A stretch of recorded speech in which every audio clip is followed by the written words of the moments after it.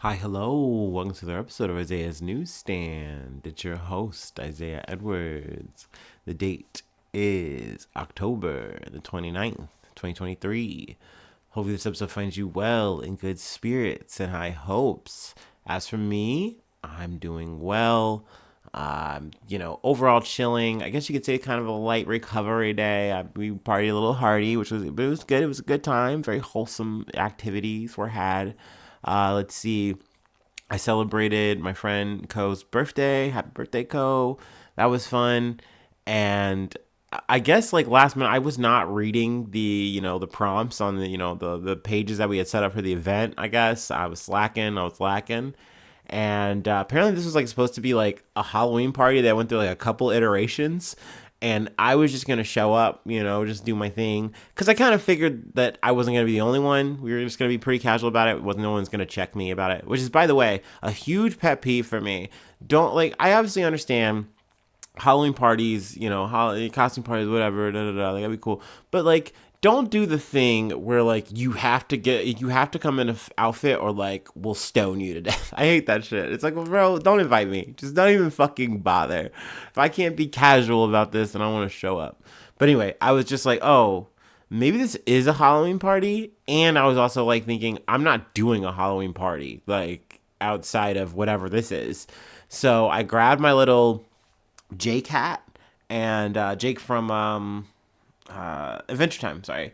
And I was like, okay, this kind of matches my outfit enough. I'll rock this. We'll do this. So we did that, and it turns out like more or less, over half the people were doing a little bit of a costume kind of thing. So I was glad I at least brought that with me.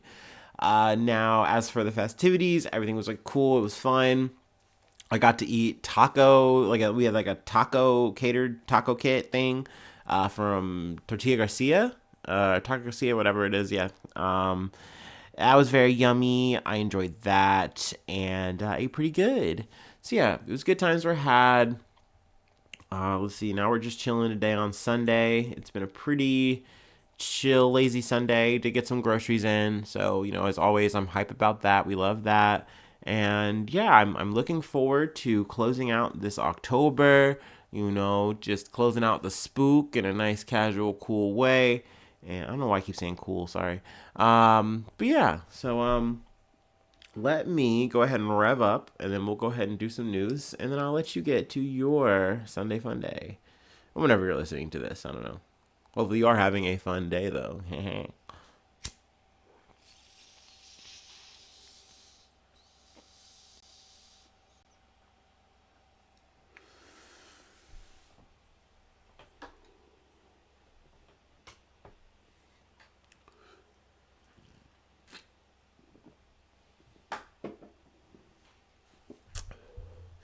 All right.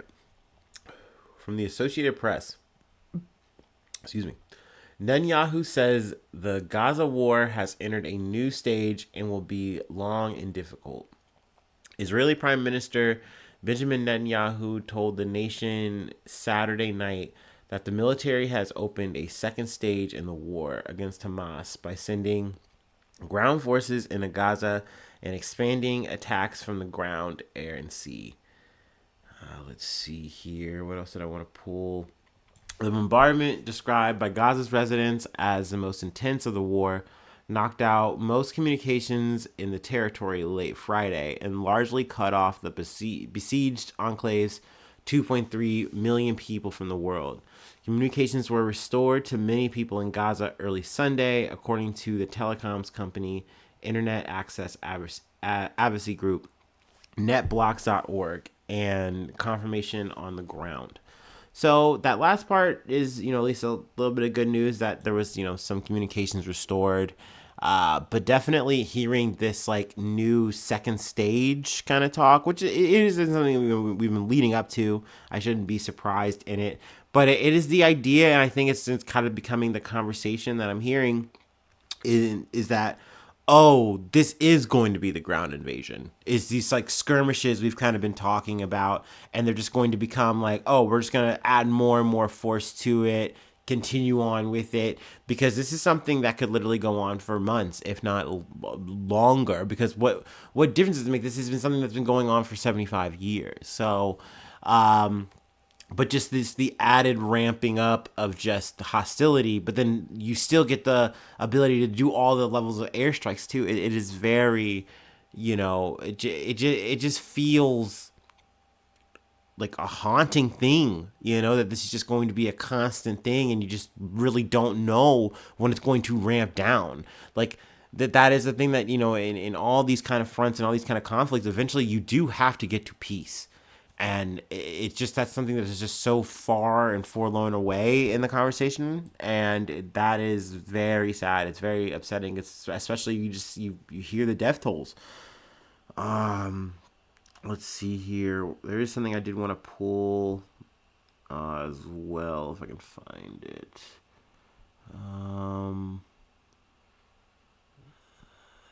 Sorry, bear with me here.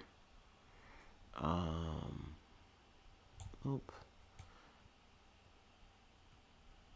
missed it. There was a situation involved with Hamas saying that, hey, we would potentially release all of the hostages if you released like all of the Palestinian hostages that you have. And that is something that's been falling on deaf ears. And also Netanyahu has kind of described the nature of the attacks, or the nature of the situation at hand, is that we are going to focus on eradicating Hamas. That is our number one goal. And then we are going to make sure that we get all the hostages out. He tries to like word this in such a way that like he's not doing a mitigation here, that he's not making it a secondary thing, but like it definitely feels that way, and it seems that way, that it's been that conveyed that way this entire time. I know this is kind of something that's a little bit off the cuff. It's not mentioned in this article, and I haven't like really seen any like big news place cover it, but I know that Hamas has also said that they reported that 50 hostages were killed in an Israeli airstrike, but that's not something that really has gotten a lot of coverage. Once again, not anything mainstream, but I don't know. It is one of those things where it's just like, it just feels very haunting that this is only getting worse and it's just not stopping. And it just feels like anything that is not the advancement of violence here is just non-existent. It does not matter here. It is something that's going to be, talked about later. Despite the fact that there are people who are like, yeah, I mean, they're literally like family here. There's over 200 people that are being held hostage. We want to get our family back. That is our main priority. But I also have heard other people saying that, I trust my government. I'm going to leave it to my prime minister, whatever. So I don't know. We will see how things go from there. Sorry about that. I got a little bit in the weeds here. We can move along though. From CBS News Miami, mass shooting in Tampa, Florida. 2 killed, 18 others hurt when gunfire erupts during crowded Halloween street party. A fight between two groups turned deadly in Tampa when a shooting during Halloween festivities resulted in 2 deaths and 18 people hospitalized early Sunday morning, police said. Officers responded to the shooting in Tampa just before 3 a.m. on the 1600 block of East 7th Avenue in the Ybor City area. Tampa Bay Police Chief Lee Burklaw, said during a press conference at the scene.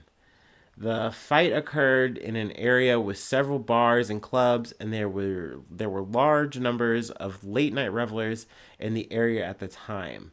Police were not immediately sure if the people involved in the fight were inside any of the bars before the shooting. Video posted online. Sorry, I gotta delete that there. Video posted online shows people in Halloween costumes drinking and talking on the street when shots ring out, creating a stampede. Some people topple over metal tables and take cover behind them. Video from the aftermath shows police officers treating several people lying wounded on the ground. Let's see here. A volley of about a dozen shots rang out, followed by a few seconds later, a volley of about 8 shots. The disturbance or a fight between two groups, let me run that back. It was a disturbance or a fight between two groups, and in this fight between two groups, we had hundreds of innocent people involved that were in the way, Bearclaw said. He did not provide details of injuries suffered by the victims taken to the area hospital. Now, so far, one suspect has turned himself in, and investigators believed there were at least 2 shooters involved.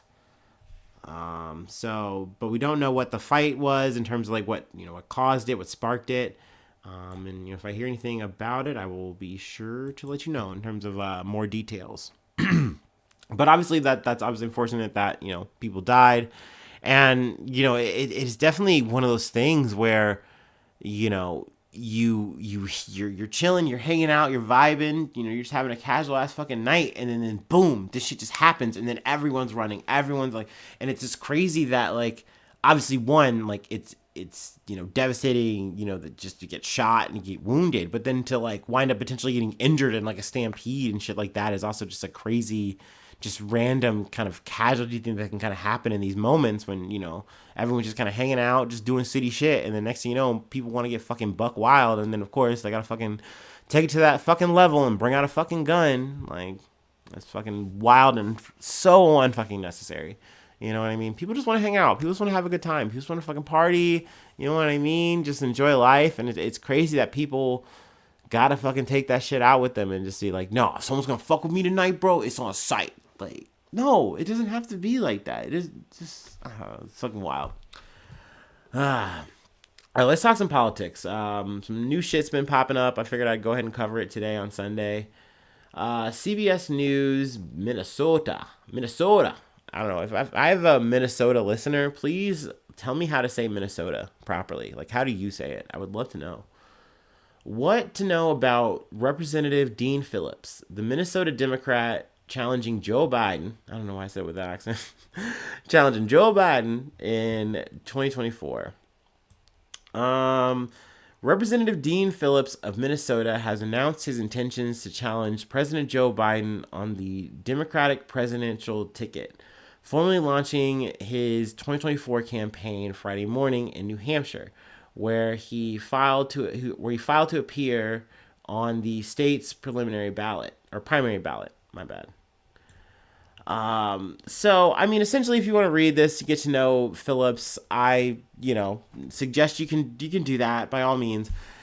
He's honestly one of those people who's projected to be a loser here, but at the same time, it is a interesting development because, of course, like so many people, we are looking for someone who is not Joe Biden to run because we're just so sick of seeing this old ass fucking man just fucking shuffle around being like, where the fuck am I? Like, oh yeah, I'm running the country. Like, it's scary. It's concerning. And naturally, I think the biggest thing is we just want someone that that when like Trump gets that fucking nomination, that this person can beat them. You know what I mean? I don't know, maybe this is me being paranoid, but yeah, it is something that concerns me more and more, especially as I personally look at Joe Biden and go, I find more and more reasons to not like you by the month. So where are we going to be in 2024? You know what I mean? So naturally, I was interested in Dean Phillips, but I got to tell you, by the time I got to his views on the Israel situation, I was like, okay, he's a two-state guy. You can pro-con that all day and night, I understand, but like that's something I can at least say, all right, I'm gonna listen, what do you have to say? But of course he's like, oh, but we have to stand with Israel, we have to support them right now, and we have to eradicate Hamas. And it's like, bro, I know what that means, I know how that reads it, and that's a sad thing. Like, you even see motherfuckers like Bernie Sanders like tell you that fucking shit, and it's like, I get it, I understand, you know what I mean, this isn't me to like trying to throw rocks or tomatoes at him, but at the same time, it is, because it's like, bro, like, you do know what's happening here, because I have seen you say it and understand it and like say it so eloquently. So to like kind of make the compromise here because of, well, October 7th did happen. Like, no, man, don't do that. Don't fucking do that shit. Like, to turn your way here to then just say, oh well, we got to do what Israel's saying here, which is like ethnic fucking genocide, ethnic cleansing. Like what the fuck? No, don't no. Like so. It bothers me. And this Phillips guy, like, sure, he's seemingly talking a good game. You know, he looks pretty good. I like the cut of his jib, sure, beans. But no, I don't think so. I think it's just another loser we're talking about. Speaking of losers, RFK, Robert Kennedy, whatever the fuck, he is switched to independent. He's no longer going to be on the Democratic ticket. And another reason I pulled up this article, they actually helped me out here at the very end of it. And let me get here. The new Democratic calendar has South Carolina leading off presidential primary voting on February 3rd, and Nevada going 3 days later. New Hampshire has refused to comply. Fuck yeah. Citing state law saying its primary must go first, and plans a primary before South Carolina's. The DNC could, in turn, strip the state of its nominating delegates. Because of the dispute between the National Democratic Party and state officials, Biden's name will not be on the ballot in New Hampshire, which could potentially help Phillips' campaign. Biden supporters intend to run a write-in campaign in New Hampshire. So, I mean, that's already technically off to a bad start for Biden there in that situation. I think really you just want to, like, you don't want to look weak if you're Biden here, because once again, it does look like you're probably just going to win anyway. But if you have to take any kind of damage here, that's not what you want. You just don't want to see that shit for your campaign run in general. It's something that maybe even, like, you know, Trump's going to be able to attack you on. You know what I mean? And yes, I'm being pretty definite here. I've kind of seen a slew of like Nikki Haley articles saying like, yeah, she's the new guy since fucking like Ron DeSantis is like way too short and not cool and way too fucking weird.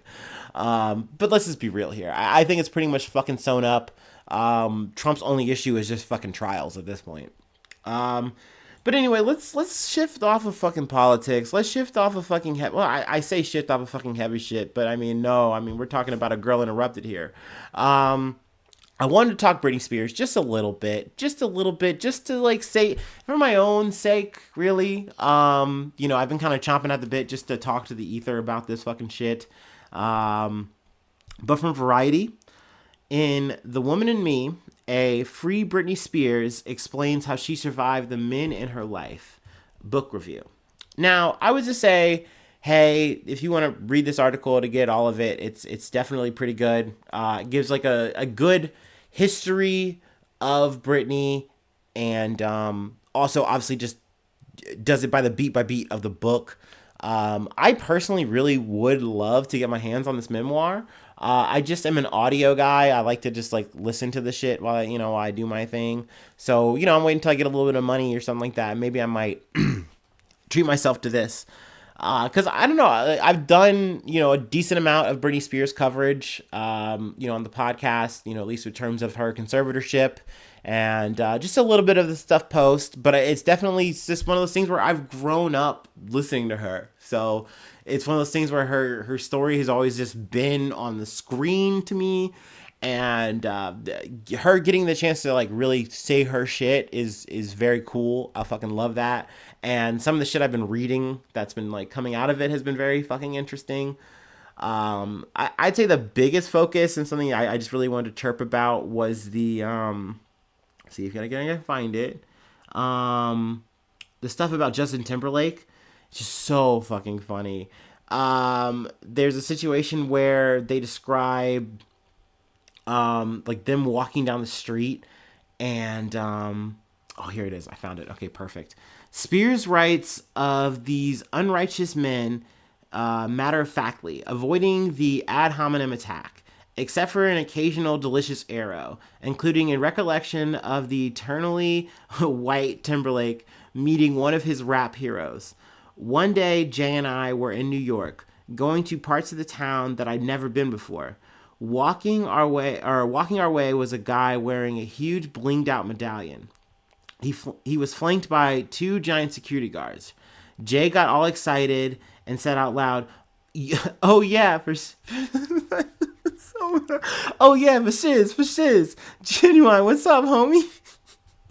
And you could just see a ramen haired Justin Timberlake just rosy faced and so excited to see Genuine just losing his shit. And it's so funny to get this perspective just from a Britney Spears. Also, she described their some of their sexual, activity, life, whatever. A lot of shit, just exposing how he more or less implored for her to get an abortion, that he wasn't ready for it. It's career shit, all that kind of fucking shit. Talking about his, Justified album and all that kind of fucking shit, and how it was very angled, all the fucking drama. But I do want to mention the sex thing. This is something that was just ooh, girl, cook, okay. She said, how they were having sex, and she was like, "Oh, are you in yet?" And he was like, "Yeah, I've been in." And I was just like, "Oh, you didn't have to write that." So for me, I'm like, "Oh, these are hooks. These are hooks. This shit is selling itself."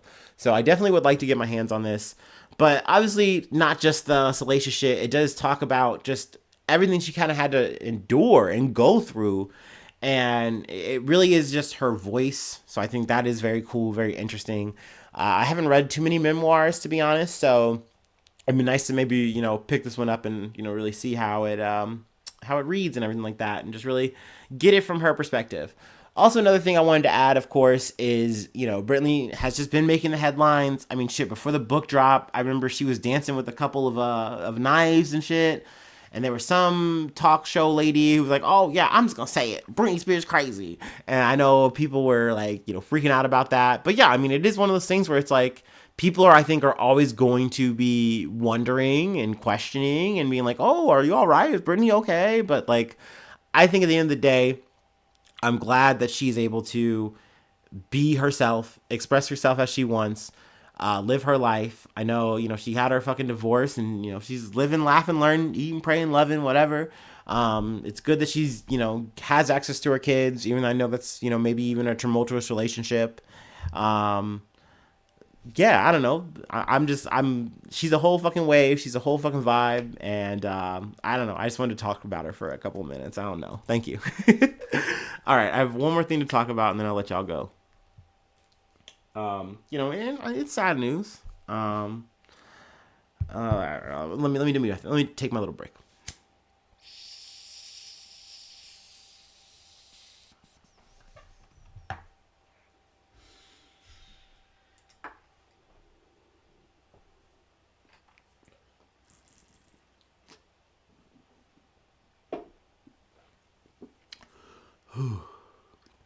So no one told you life was going to be this way. All right. NPR. Friends. Friends star Matthew Perry dies at 54. Actor Matthew Perry, best known for playing Chandler Bing on the hit TV show Friends, has died, according to multiple media outlets. He was 54 years old. Perry was found dead of an apparent drowning of his Los Angeles home on Saturday, according to the Los Angeles Times, celebrity outlet TMZ, and other reports. Excuse me. Ooh. I don't know too much about the details. If I'm gonna be very honest with you, I'm kind of doing this coverage for the people. I'm not a big Matthew Perry guy, but I know obviously Friends is a very iconic thing. And I mean, hell, I remember being at the party and everyone was oh, looking at the phone and noticing that shit. And I was like, oh yeah. But yeah, I do respect his body of work. I also respect something about Matthew Perry that's a really real thing that I definitely connect with, where it's he really wanted to be funny. He wanted to be funny so bad, and when he felt like he wasn't funny, it fucked his whole shit up. And that is something for me that's definitely a thing that definitely rings very true. Sometimes you can, land on your fucking face and feel like a whole ass fucking asshole. I think about that shit whenever I fucking just press the end button and I'm like, yeah, we fucked up so bad. Everyone fucking hated this. And it's hard to balance those emotions. And, Perry did the best I think he could with that. And, I don't want to speculate in terms of like, how things ended or whatever for him. It's very sad and unfortunate. Definitely way too fucking soon. And in that situation, very very bummer. But obviously condolences, flowers. Like I said, not a Friends fan. I didn't watch the whole 9 yards, though. That did look funny. The trailers look good. Didn't seem for me, but yeah, we salute you, Matthew Perry, and hopefully you're cracking jokes and make people laugh on the beyond. I don't know, but yeah, that's it. That's really all we have for today. Thanks so much for tuning in. Thanks so much for being a friend, and hopefully I see you soon for some more good news. I love you. Bye bye. Mwah.